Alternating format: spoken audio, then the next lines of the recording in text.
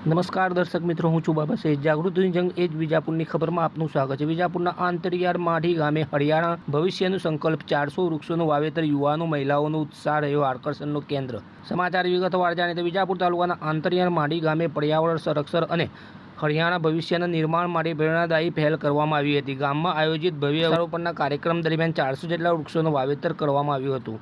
સમગ્ર કાર્યક્રમમાં ગામના યુવાનો, બાળકો, વડીલો તેમજ ખાસ કરીને મહિલાઓએ ઉત્સાહભેર ભાગ લઈને પર્યાવરણ પ્રત્યેની પોતાની જવાબદારીનું ઉત્તમ ઉદાહરણ પૂરું પાડ્યું હતું. આ વૃક્ષારોપણ અભિયાનને સફળ બનાવવા માટે માઢી વૃક્ષારોપણ સમિતિએ સુંદર આયોજન કર્યું હતું. કાર્યક્રમમાં રાજુભાઈ પટેલ, પરેશભાઈ, નટુભાઈ, ગામના સરપંચ પોપટભાઈ, ઈશ્વરભાઈ સહિતના આગેવાનો ઉપસ્થિત રહ્યા હતા. ઉપરાંત ગામના વિવિધ સામાજિક મંડળો અને યુવાનોએ ભારે ઉત્સાહ સાથે શ્રમદાન કરીને સમગ્ર કાર્યક્રમને સફળ બનાવ્યો હતો.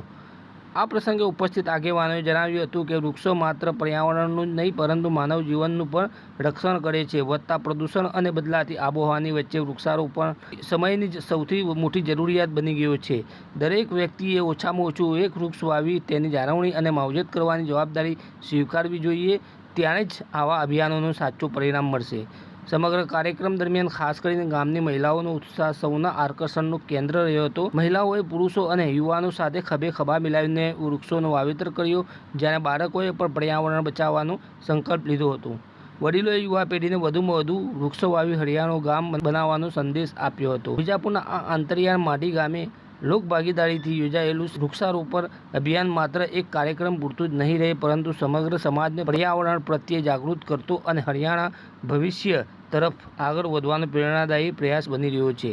આવા સમાચાર અપડેટ લઈને ફરીથી મળતા રહીશું. ત્યાં સુધી આપણી ચેનલ જાગૃતિનું જંગ એ જ વિજાપુરની ખબરને લાઇક કરો, સબસ્ક્રાઈબ કરો, કોમેન્ટ કરો અને ખાસ કરીને આવા સમાચાર વધુમાં વધુ શેર કરો, જેથી લઈને લોકો વૃક્ષારોપણ વિશે જાગૃત થાય.